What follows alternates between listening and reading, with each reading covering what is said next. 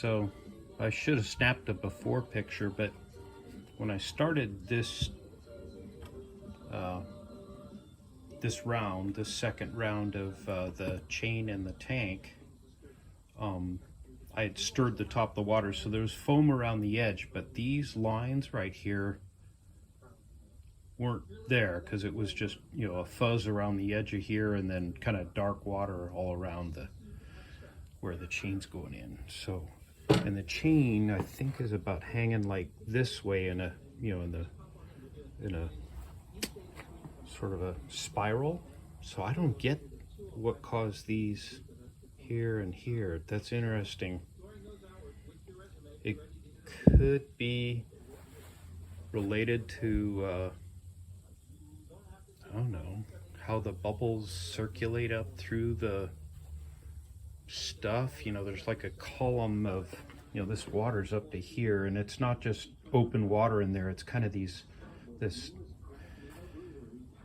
you know, thick stew down there, because you can feel it when you push this wood stick down in there. It kind of has a viscosity to it, or kind of a fluffy, I don't know.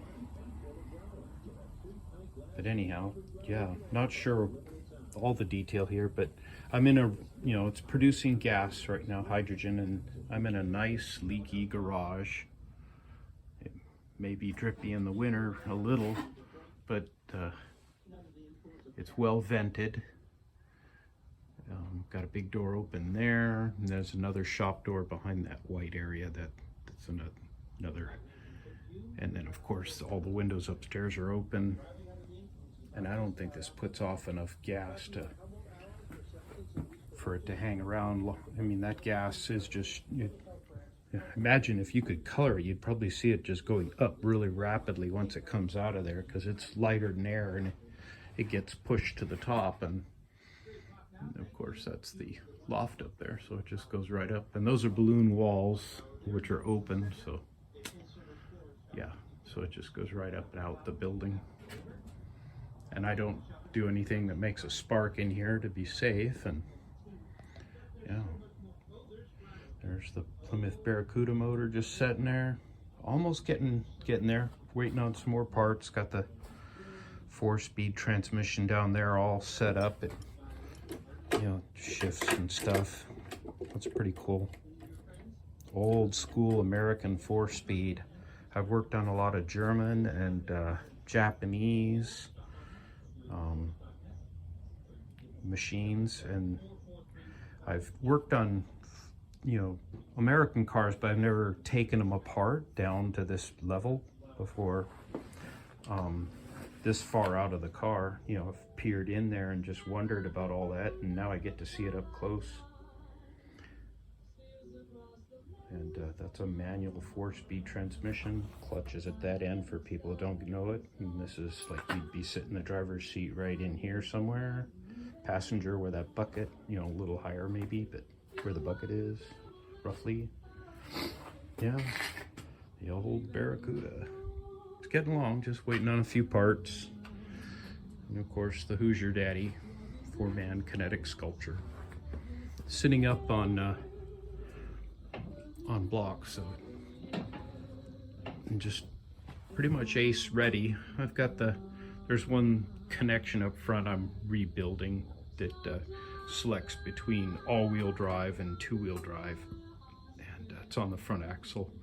It always goes down in the bay and then gets, you know, no use for a year, and so it likes to lock up. So I'm re-engineering. The original equipment wasn't meant to go in the bay. It was for a Jeep Cherokee. Right behind this car seat is the part I'm talking about in that front axle. Let's see, there it is. I've got it opened up. I got the parts out, but that right inside the center of our screen there, that dark square, is where there's a shift fork that selects whether the front wheels are engaged with each other or not. And once they're engaged with each other, then it's all-wheel drive. And It sometimes stick on us and leave us in all-wheel drive. We'd have to lift a wheel up to jerk it out of all-wheel drive and back into two-wheel drive so we can get along on the pavement quicker. There were a couple races I think that were lost due to that thing not shifting back, and we were pedaling against it and couldn't get it out of gear and didn't know any better or something. But yeah, so she rolls a lot faster now. I think the crew is going to be amazed the next time we actually get to take her for a ride. Yeah, sad days. COVID has also taken down the other happy place I have. Well, not taking it down, but it's stopped our events. So no trolley runs. That's the bummer of it all. Let's see here. I'm gonna have to guess this one. I've been looking at the screen trying to figure out how do you swap screens. I don't think it lets you once you start a video, so I'm just gonna tell you without showing you my face, but it's been since March since I had my cancer surgery for colon cancer, and boy, between COVID and trying to find a job that fits my new body type situation and all, I'm thinking I'm finding work, but it's a challenge. Thank God for family and friends to keep me sane and above water while I try to tread water again financially. But yeah, so everything, just wish it would settle down and we could get back to work. Then I think the jobs would come out, and yeah, so remaining hopeful. I've got some applications out there. One last one really seemed good. I'm not going to talk about it and jinx it, but or jinx the other. You know, hopefully we'll see who comes through. Anyhow, here I am in my shop. I think I'll sign out. This is 7 minutes of me just blabbing on now.